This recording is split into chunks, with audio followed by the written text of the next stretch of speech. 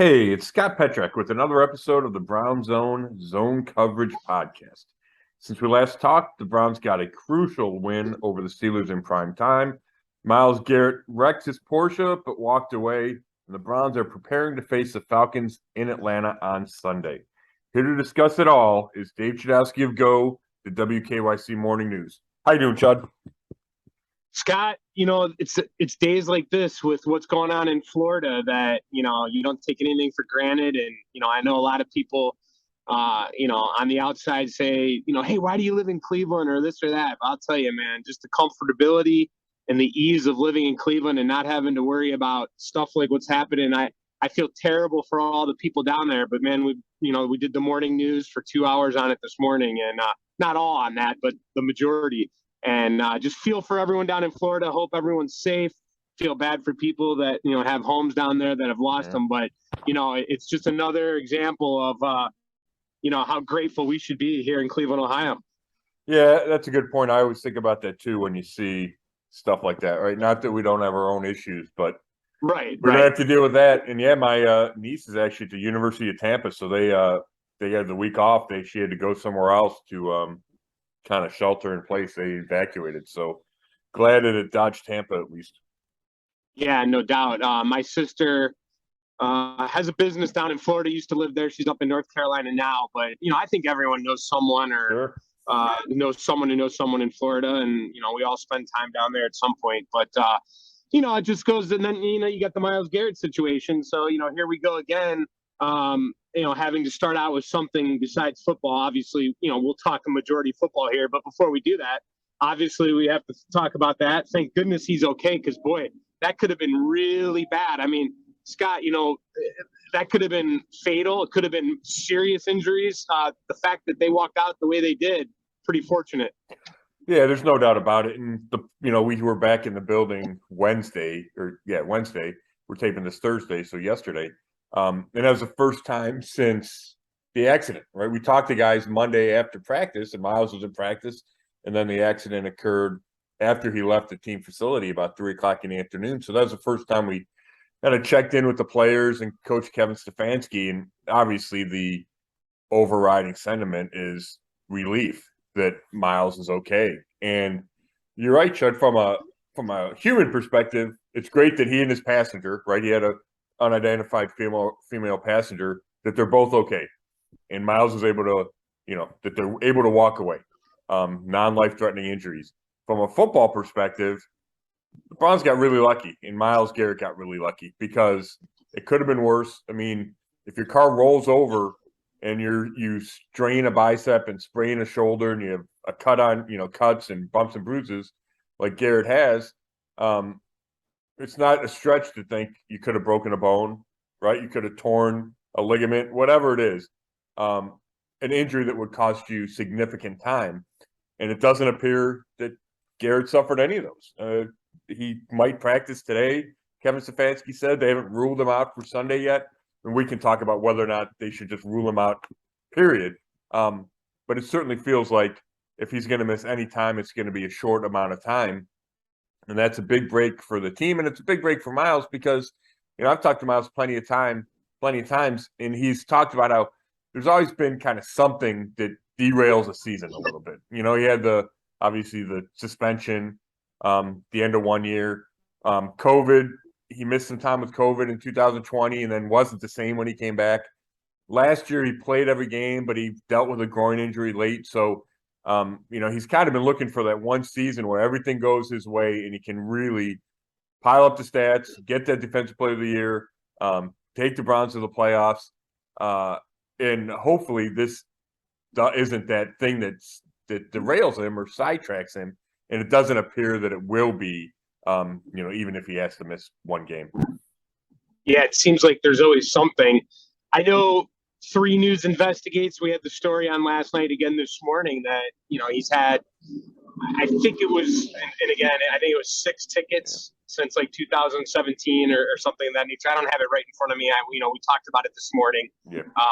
I don't have the notes in front of me, but when you see that kind of thing, Scott, and I haven't really heard much on the radio or anyone write about this, and forgive me if you have. I would have missed it, but I guess the thing that comes to my mind is, listen, everyone deserves to have a personal life and and live their life, right? But you know, the guy likes to play basketball now. Obviously he's driving kind of fast. Kind of maybe an understatement. Yeah. I guess the bottom line is, Scott, I deserve to have a life too, but I'm not taking up boxing where my face is going to be all bruised and go on TV. I'm not going into shouting matches where I'm going to lose my voice. I mean, like, if I can't talk and present myself on TV, I don't get a paycheck. I don't do my job. Like, do we have to think about something like that with Myles? Like, does someone have to sit down with him and be like, hey, listen, we're glad you're okay. And maybe they have already, but what do you think about that? Am I out of bounds there? Well, first of all, Chud, I didn't think your pretty face was why you were on TV. I thought it was for your knowledge and your great speaking ability, but I guess your face has something to do with it.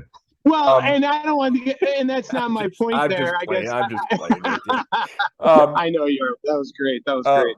But yeah, there's so many thoughts that come to mind when you mention that. And number one, on Tuesday, I did report a couple of, and I didn't make a big deal out of it because I wasn't sure how to handle it given, right after the accident. But there were back in Channel 3, you guys mentioned this among the 6. I only saw 2 of them, but I found 2 in Medina County almost a year ago. And they were back-to-back days where Myles was ticketed for going 120 miles an hour. And the next day, it was amended to 99, which means he was going more than 100 back-to-back days. And to me, it's not only is it noteworthy, it's concerning that he didn't learn his lesson the first day, right? If you get ticketed going 120, the next day, how do you get ticketed going, and it's an amended charge of 99, right? Like to me, that's reckless. So that does concern me. And first of all, it concerns me initially from a Myles safety standpoint, right? Because I don't think that's safe. I know he's driving the best cars in the world. It still doesn't strike me as safe, especially when everybody else on the road's going, 70 or 75 or 80 because it's a 70-mile-per-hour zone. So I worry about that. And, who knows? We haven't seen a report from this accident, right, that it happened Monday. So I don't know if he was speeding Monday or not. But we know there's a pattern, right? But we know there's a pattern of speeding. And that's concerning. And to me, it's concerning for him. It's concerning for others on the road. He got lucky that it was a one-car accident Monday and that he didn't go the other way, right? Or that he didn't run into somebody. I mean, he's lucky. Anybody else on the road was lucky. So, yeah, I do think it's more than just Myles as a football player. It's a society issue. It's a Myles safety issue.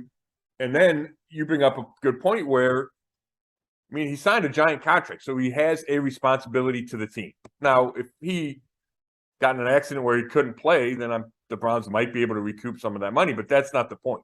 The point is Myles needs to be healthy. And he needs to be healthy for the Browns, but he needs to be healthy for himself, right? And his loved ones, and he had someone in the car with him who was injured Monday. So I don't think it's out of bounds to say Myles needs to be more careful when he drives. And I asked John Johnson III about that on Wednesday, and he said you can't just flip a switch and see that and go, oh my gosh, now I got to be more careful. Because you always have to be careful, but that is another reminder, right? That when you're leaving the facility, don't drive recklessly, don't do anything recklessly. Like, just be careful, be extra careful, and hopefully this incident with Myles that turns out to be not that bad will have an impact on the rest of the guys, right? Because I've walked through that parking lot. Like, it's, during COVID, the way we got to practice was different. We weren't in the building, so we had to walk around. We always stayed outside. And you walk through the players' parking lot, and you look at all those cars. And I get it, right? And I get that Myles is 26, right? And I'm old. And at 26, I'd probably be flying if I were driving a Porsche, right? Or Porsche. But you do need to be more careful. That's the bottom line. It's not just him; it's drivers in general, right? And now I sound like a public service announcement, but you can't be driving 100 miles an hour. You just can't. It's not a good idea. Yeah, I mean, from a football standpoint, they cannot afford to lose this guy. I mean, it's bottom line. So looking to this Sunday, do you think he'll play? I mean, did you get any? I know some of this. I saw some of the sound coming out of the locker room.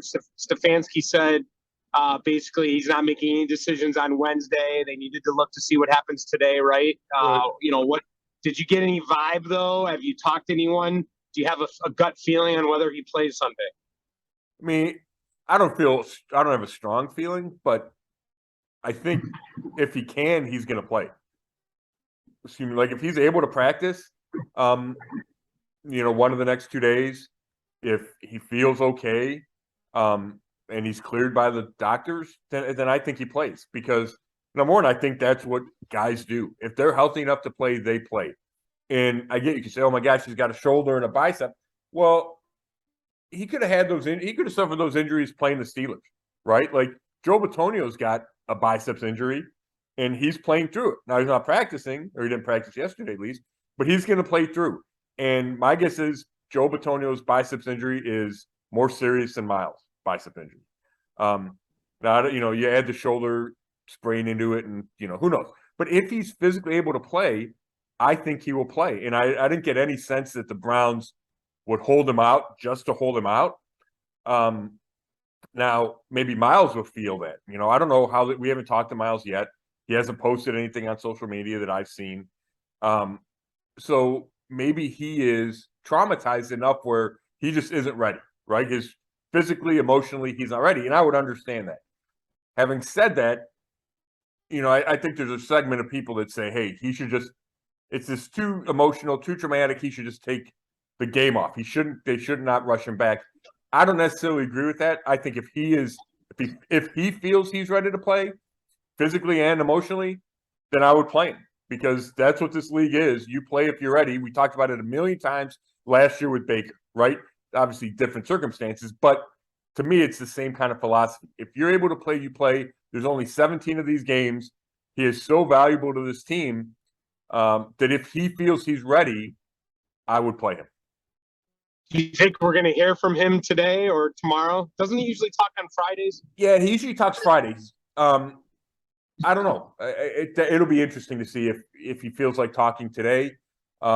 If he waits until tomorrow, which is his normal day, maybe gets a practice or two under him, under his belt before he talks.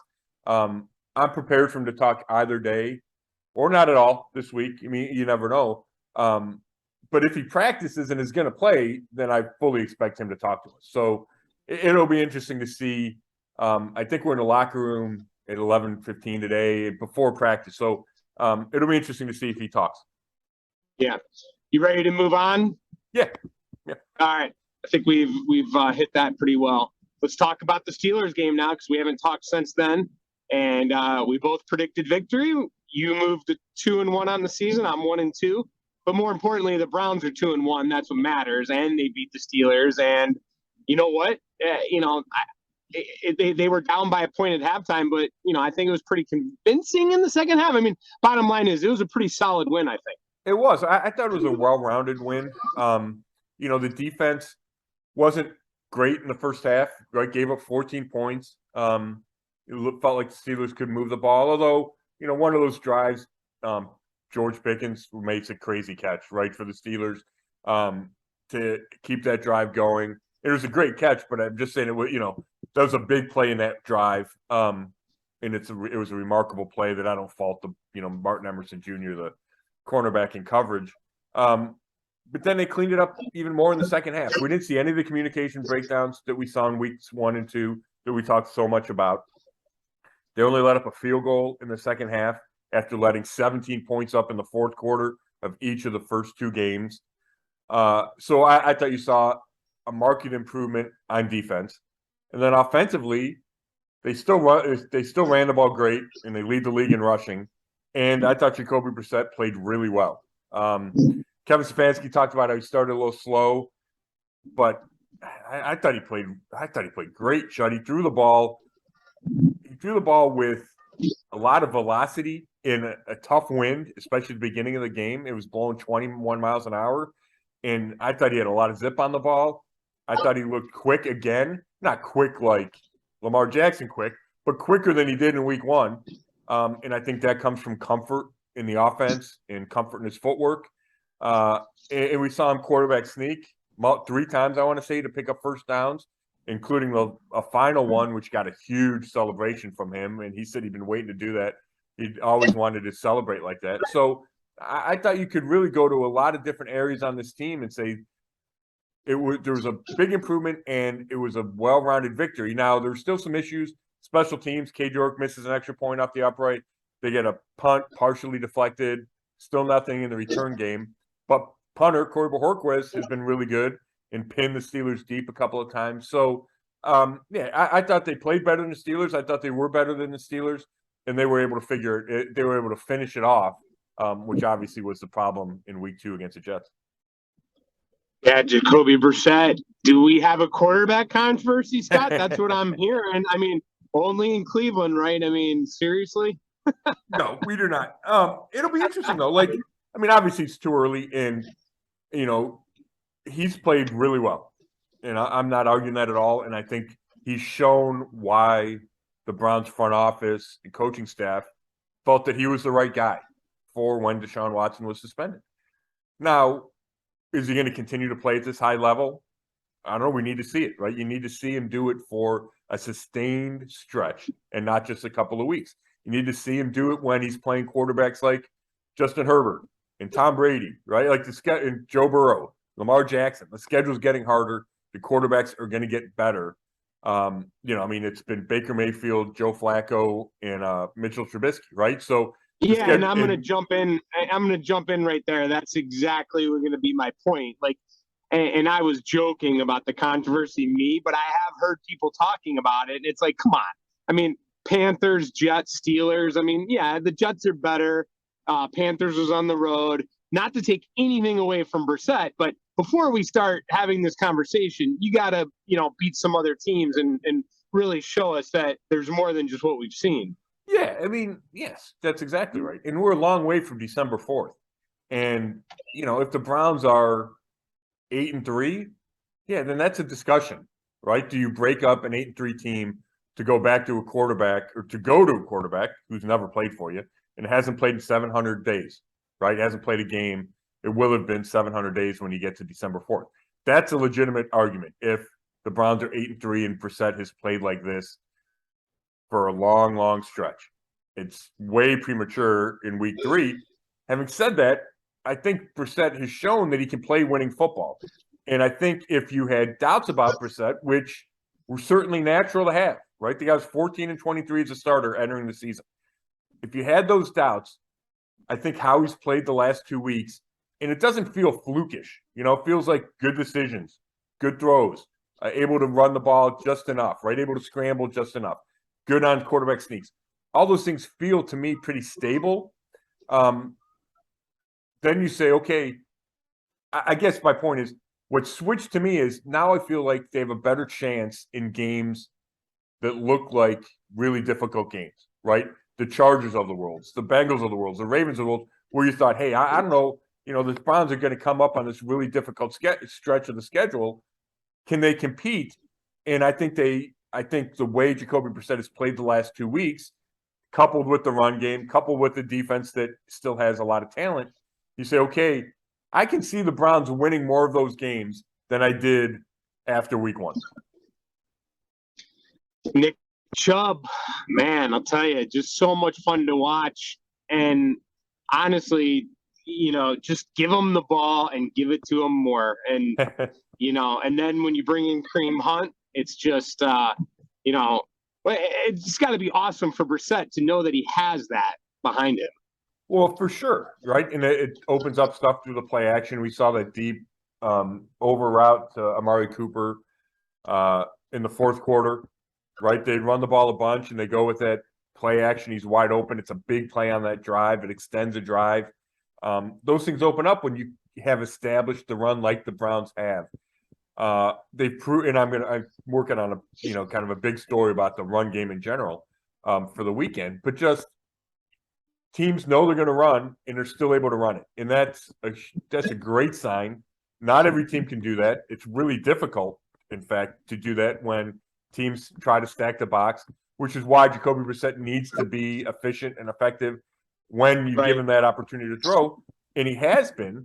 But going back to Chud, I think he's, and I'm sure I've said it on this podcast before, I think he's the best runner in the league.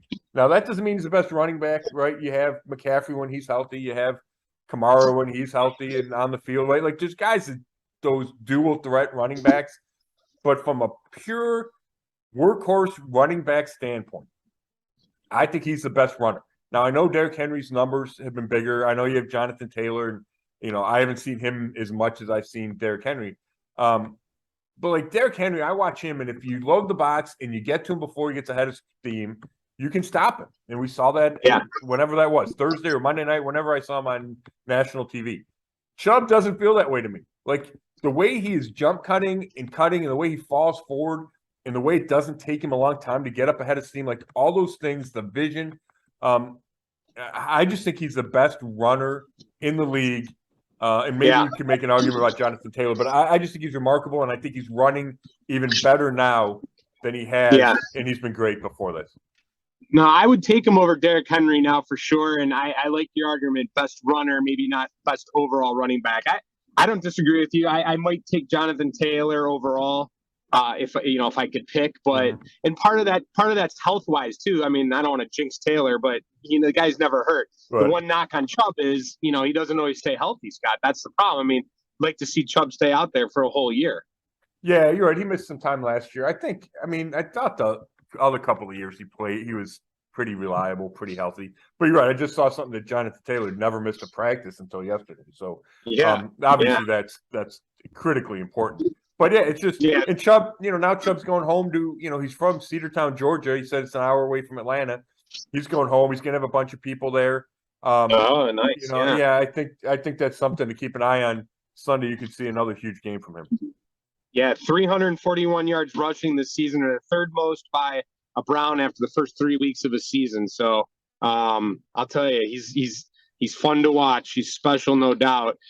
Two other guys I want to talk about on offense is David Njoku and Amari Cooper. And Njoku, this is just, man, this is what you think about and you want to see all the time. Like, it's there, and you'd like to get more of it. And then, I think we're, Scott, we'll admit when we're wrong, and this is where I'm not going to say I'm wrong, but I will say that I did not think we would see this out of Amari Cooper until Deshaun Watson was playing quarterback. I will say, because sometimes a knock on Cooper is he doesn't always show up. Sometimes, he's there. Sometimes he's not. Boy, he's been there, and I am impressed by him a lot. I know he's a great receiver, but to be doing it with Brissett right now, I'm impressed. Yeah, I'll start with Njoku. That's the kind of game, right? That's the kind of game you're looking for, right? And that's why it kind of justifies the contract that the Browns gave him, the big extension, 4 years, $54 million. Now it needs to be consistent, and he needs to catch the ball, right? I thought there was one play he should have made inside the 5 where he got undercut, but the ball hit him in his hands. So it wasn't a perfect day. We do have to note that he blocks really well in the run game, and that is critical when we talk about this running game, and he's done a really good job and gets rave reviews from coaches and teammates in that area. But for $14 million or whatever it is a year, then you got to catch the ball too, and you got to be productive. And he was, and I think there's a good chance we see more of that he develops as the number 2 option for Jacoby Brissett. And if he can, and if he makes the catches in the red zone, right, which he did against the Steelers with that touchdown, then this offense has a chance to, continue to click and play like it did against the Steelers. And when it comes to Amari Cooper, I've been nothing but impressed with him since the day he got here, Chud. And I've talked to him a few times. He's a good guy to talk to. I think he's got the right team-first attitude that you don't always see in receivers. He's got good hands. We know that he's an exceptional route runner. And the thing about it, Chud, is I think I know that he's got room to be even better, because you go back, he dropped that 4th and 2 pass at the end of the first half. They first ruled it a catch, and then it was reviewed or overturned on after a replay review. He should have caught that ball. There's a ball late in the game that Brissett threw a seed and it bounced off his face mask. And I think those are uncharacteristic plays So I think he could have been even better, right? He had whatever it was, 9 for 101. It could have been 11 for, 135, right? And he had to play where he stepped out of bounds. So actually, it could have been about 170. So I do think there's more room for improvement there. And you talked about, okay, you didn't think you'd see these numbers until Watson played. And I completely understand what you're saying. And I think that speaks to Jacoby Brissett, but it also speaks to Cooper's ability to consistently get open. And we saw it even in week 1 when he only had 3 catches because he drew 3 penalties and Brissett missed him at least once. It sure feels like he's going to get consistently open, and that's huge, right? It's huge from a receiver. It's huge from a play calling perspective. If you know your number one guy is going to be an open target. Yeah, I think what is starting to show for me is we keep having that talent conversation. Maybe what I want to pinpoint more is playmakers. Like you're starting to see that Njoku could be a playmaker. Amari Cooper's a playmaker. Chubb's a playmaker. Hunt can be a playmaker. Watson's a playmaker when he comes back. Yeah. We have playmakers on this offense. You have Garrett. He's a playmaker. I mean, maybe that's what it is. It's not as much talent because we know the secondary has talent, but they're not really making plays. Maybe they will. That's what they need to do. Maybe playmaking is the way to say it. Yeah, I like that. I like that distinction because that's what matters, right? The talent doesn't matter. It's if you make the plays. So, yeah, I'll give you that. And I think we've seen I'm convinced that Amari Cooper is a legitimate playmaker. And, I mean, we didn't need it this year. He didn't need to show us this year. He's a 4-time Pro Bowler. I think he's got 5 1,000-yard receiving seasons. But you need to see it from David Njoku, right? He needs to show you that he's a consistent playmaker, and that's been missing through the first 5 years of his career. He wasn't consistent enough. His hands weren't consistent enough. He didn't make plays consistently enough. And, I think we've seen steps in the right direction, and I think the game against Pittsburgh was a big step in that direction. Now you need repeated performances and consistency. Anything else on the defense you want to talk about before we move on? I feel like you hit it in your opening statement about the game, but before we move on to this week and the Falcons, anything else on that? Well, I mean, maybe this will lead us into the Falcons thing and stop me, but the injuries, right? Like that's the concern for me is, right, Anthony Walker, the linebacker, goes down with the torn quad tendon. I thought he's playing really well. Got off to a really good start. That's a big loss. He's a captain. He was a signal caller. Now, Jacob Phillips will step in, and Jacob Phillips is really talented. For him, he needs to stay healthy. That's the key. He needs to be, I'm going to say, as smart as Anthony Walker. He needs to do that well, right? Getting the defense organized, calling the plays, communicating. Stuff that Anthony Walker, I know you could say, oh, my God, the Browns had these breakdowns. I don't blame Walker for that. And I can tell you that Walker is really smart, is a really good leader. So Jacob Phillips needs to fill that role. But talent-wise, I think he's as good as Anthony Walker. But he needs to do that. He needs to fill that role that Anthony Walker had. So that's number one. And then we talked about Garrett. We don't know if he's going to play Sunday. Jadeveon Clowney, we don't know about him Sunday. Jeremiah Wusu-Koramoah left the Steelers game, didn't practice Wednesday. And Denzel Ward didn't practice Wednesday. And defensive tackle Taven Bryan did. So we're talking 5 defensive starters, not including Walker, didn't practice Wednesday. Now, hopefully some of those guys are able to play by Sunday. They really need them to. If not, I think that really, and depending who misses, right? Taven Bryan's not as big a loss as Myles Garrett or Clowney or Ward or JOK. I mean, JOK's big, especially when you're missing Walker. So all of a sudden the Browns' depth gets tested. And if you start to miss 3, 4, 5 of your starting 11, that's a concern. And all of a sudden, I think it changes your expectations for the game. Anything of note from the locker room yesterday other than what you've already told us? No, I think we covered. There's a lot of Myles talk and some Nick Chubb talk was the crux of it. Yeah. So 2-1, huge win to get a win in the division. I mean, obviously we talk about that all the time, to beat the Steelers like that. And I think you're going to see a different Steelers team. What week do we play them? I don't I think have so last week. Yeah. There you go. I think finale. we're gonna see a much different team next time the Browns face them. I think Might see a different quarterback. you're right, exactly. And I think Pickens. I think you're gonna just see. I just think you'll see a better offense, but we'll see. Time will tell. But not bottom line, it doesn't matter. They get the win. That's all that matters. So 1-2 now. I don't know if you remember when we played the schedule game. Here's a great example of why the schedule game is ridiculous when the schedule first comes out, because like all of a sudden that Chargers game now doesn't look as brutal as it did with Bosa hurt and Herbert dealing with an injury. You never know what happens throughout the season. That said, I think the Falcons look a little better than I thought they would be when we kind of remember the podcast. We broke down what their record would be before Brissett came back. Yeah. And, I think we both agreed that they needed to be 3-1 after the 4. I think they're a better team than I thought. They're 1-2, but they gave up 17 points in the fourth quarter and lost to the Saints 27-26. They almost came back to beat the Rams and lost that game. And then they did beat Seattle 27-23. So I definitely don't think this is, and listen, no NFL game's a layup, but this certainly isn't one where you're like, hey, we're definitely going in there and getting this win. No, you're completely correct. And I went and I watched the last 2 Falcons games. So I watched the win in Seattle, and it's impressive when you win in Seattle anytime. And then I went back and I watched the loss to the Chargers.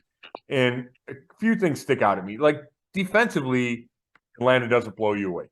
They got Grady Jarrett up front, a couple of corners that you'd recognize, but not like no studs, no superstars on that defense. They fly around like they're fast, but they're not great against the run. They're not great against the pass. Feels like teams can move the ball on.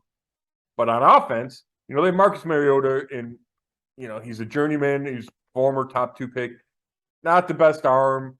Some questionable decisions in the couple of games I watched, but can make plays with his feet. Right, he's a threat running. He's a threat with the zone read, RPOs. Like you can do a lot of stuff with him that creates confusion, creates chaos for a defense, and gives the offense, the play caller on offense, gives you options because it's like the Browns do when they run the play action, guys pop open, whatever. On top of that, he's got some weapons. They got Cordero Patterson, who's playing running back, the converted receiver. And he looks a little funky because he's tall for a running back. He's over 6 feet, and he wears number 84. But he's got big numbers. Like he's averaging 6 yards a carry. He's in the top 5 in rushing behind Chubb. So he's good. Like he's a threat out of the backfield. He can catch the ball. He still returns kicks. He's averaging 6.2 yards a carry. Has 2 touchdowns. And then they throw it to Kyle Pitts, the second-year tight end, who looks like a receiver. They line him up wide, so then you got to figure out how you're going to cover him when he's lined up wide. Do you put a corner on him? Do you cover him with a safety or linebacker? Like he's a mismatched guy. You got Drake London, the rookie top 10 pick out of USC, who's good. I think he has 2 touchdowns already this season. He got 16 catches, 2 touchdowns. So they have some threats on offense. So yeah, this is not a walkover game. I think they have a good coach in Arthur Smith. He's in his second year. He used to be coordinator with the Titans. So yeah, I don't think they're as talented as the Browns overall, but they have some pieces and they play hard. Like that Rams game, they were down. Like it looked like the game was over. All of a sudden they get a touchdown. They get a block punt for a touchdown.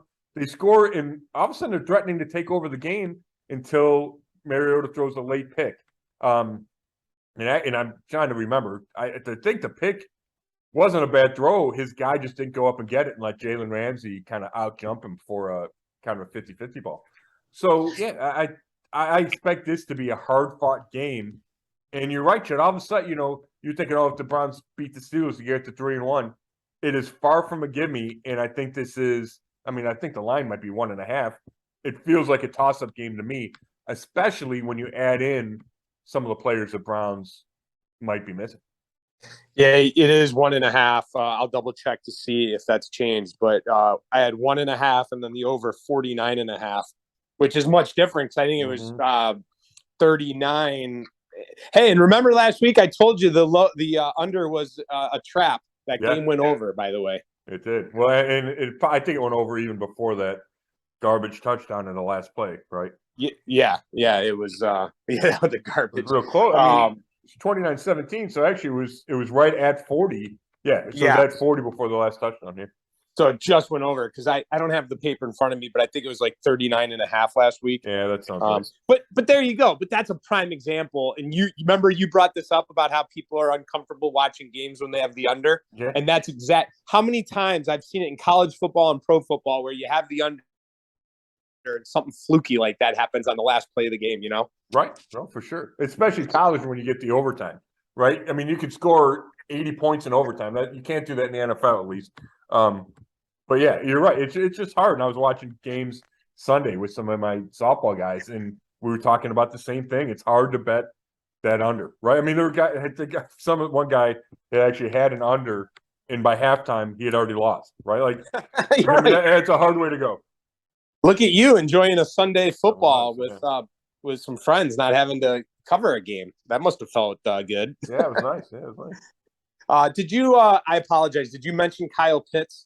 Yeah, he's such a tough matchup, Chud.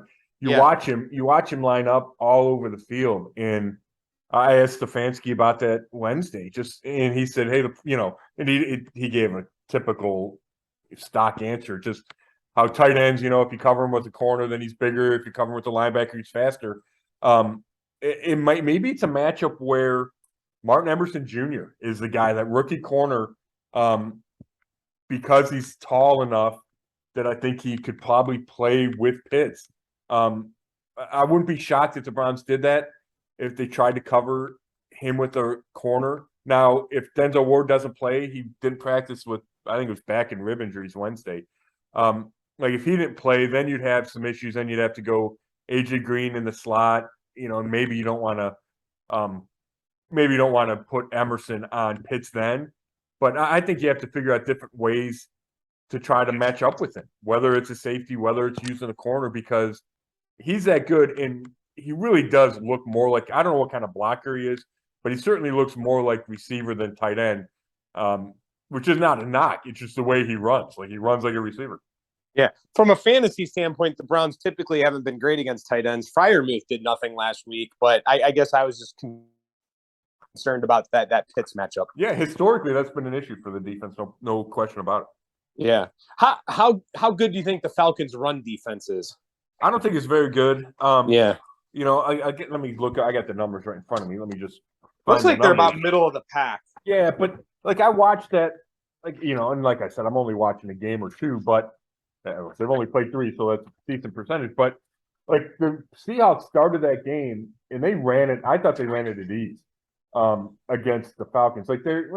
Rushing they rank tied for 15th, right? 109.3, right in the middle of the pack.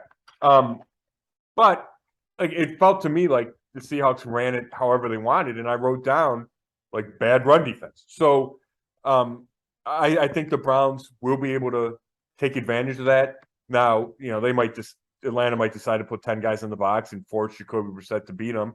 And if he does, then they're going to have to do that.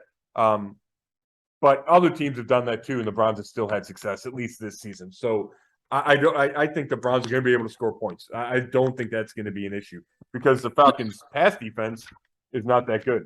That ranks pretty low too, I want to say. Yeah, no doubt. All right, ready to get to the prediction time? Yeah, let me just they're 27th against the pass, 271.3 yards. So I think there should be opportunities for the Browns to move the ball, and I think they're going to have to move the ball.